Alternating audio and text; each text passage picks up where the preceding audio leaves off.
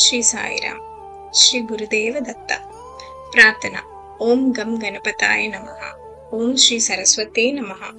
ఓం శ్రీ గురుదేవ దత్తాత్రేయాయ నమః. ఈరోజు మనం నవనాథ్ భక్తిసార్ అను గ్రంథం గురించి చెప్పుకుందాం. 1వ అధ్యాయం మత్స్యేంద్ర అవతారం. ఫలితం: ఈ అధ్యాయం పారాయణం చేసిన వారికి భూత బాధలు నశిస్తాయి.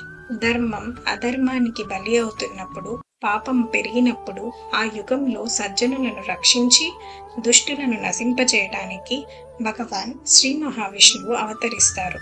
అనేక దేవతలు, ఋషులు, మహర్షులు సహాయంతో ప్రజల రక్షణ, శ్రేయస్సుకు దారితీసే ధార్మిక సిద్ధాంతాల రూపకల్పన కూడా జరుగుతుంది.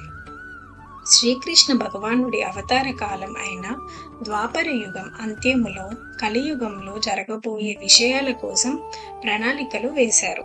వాటిలో ముఖ్యమైన ఒక ప్రణాళిక ఏమిటంటే, నవనారాయణులు భూలోకంలో అవతరించి ప్రజలను మోక్ష మార్గంలో నడిపించడం. భగవాన్ శ్రీకృష్ణ ఆహ్వానంపై నవనారాయణులు కవి, హరి, అంతరిక్ష, ప్రబుద్ధ, పిప్పలాయన, అవిర్హోత్ర, ద్రుమిల, చమస, కర్భజన యాదవుల సభకు హాజరయ్యారు.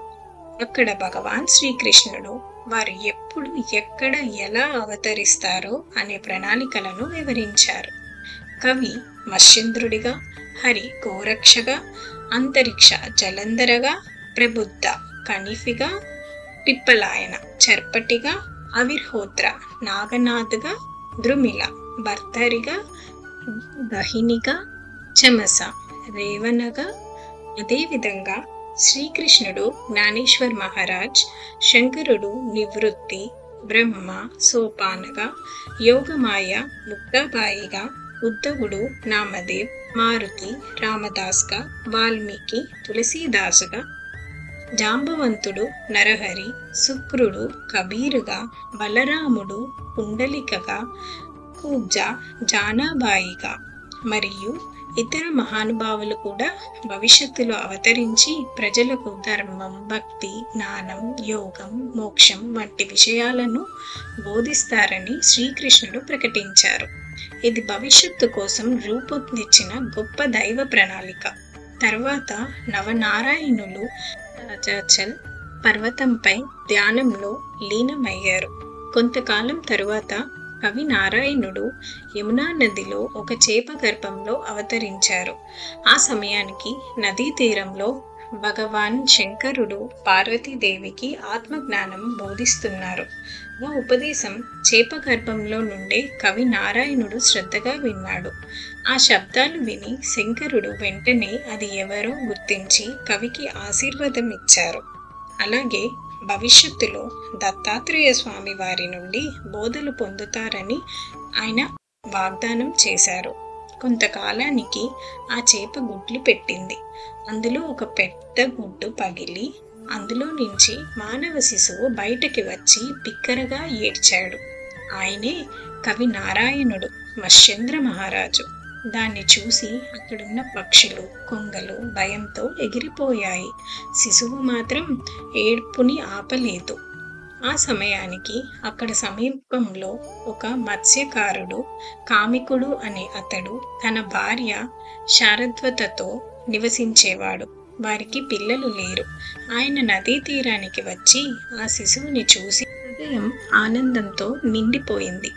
ఇది దేవుడి వరం అని భావించి ఆ బిడ్డను ఇంటికి తీసుకెళ్లి పెంచుకోసాగారు.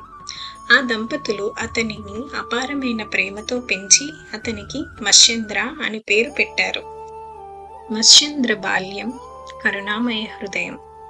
మత్స్యకార్యుల ఊరిలో పెరిగిన చిన్న మత్స్యేంద్రుడు అందరి మనసుకు హత్తుకున్నాడు. అతడు 4 నుంచి 5 ఏళ్ల వయస్సు వచ్చినప్పటి నుండి తండ్రి కామికుడితో కలిసి నదీ తీరానికి వెళ్ళటం ప్రారంభించాడు.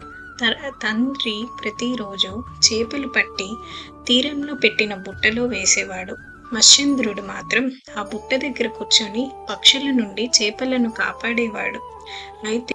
అయితే చిన్నప్పుడే తల్లి గర్భంలో ఉన్నప్పుడు శివుడు ఇచ్చిన ఆత్మజ్ఞానం అతని మనసులో ఉండిపోయింది. నీటి బయట అలమటిస్తున్న చేపలను చూసి అతని హృదయం తట్టుకోలేకపోయింది. వాటి మీద అపారమైన కరుణ కలిగి తండ్రి చూడని సమయంలో చేపలను తిరిగి నదిలో వదిలిపెట్టేవాడు. అలా చేపలను మళ్ళీ ప్రాణదానం లభించింది. తండ్రి వచ్చి చూసినప్పుడు బుట్ట ఖాళీగా ఉండేది. దాంతో కోపంతో కామికుడు గట్టిగా అరిచాడు, బాలక, చేపల మీద కరుణ చూపిస్తే మనం ఆకలితో చస్తాం, ఇలా వదిలేస్తే ఎలా జీవిస్తాం? ఆయన బిడ్డను లాక్కొని ఇంటికి తీసుకెళ్లాడు. అప్పుడు చిన్న మత్స్యంద్రుడి హృదయంలో ఒక గాఢమైన భావన కలిగింది. జంతువు ప్రాణాన్ని తీసుకొని పొట్ట నింపుకోవటం కంటే భిక్షాటన చేసి బ్రతకటం మేలు అని అనుకున్నాడు. తండ్రి దృష్టి తప్పగానే చిన్నవాడు అక్కడి నుండి పారిపోయాడు. అతడు ఉత్తర దిశగా నడుస్తూ రాత్రింబగళ్ళు ఆగకుండా సాగిపోతూనే ఉన్నాడు. చివరికి అతడు బద్రికావనం అనే పవిత్ర స్థలానికి చేరుకున్నాడు.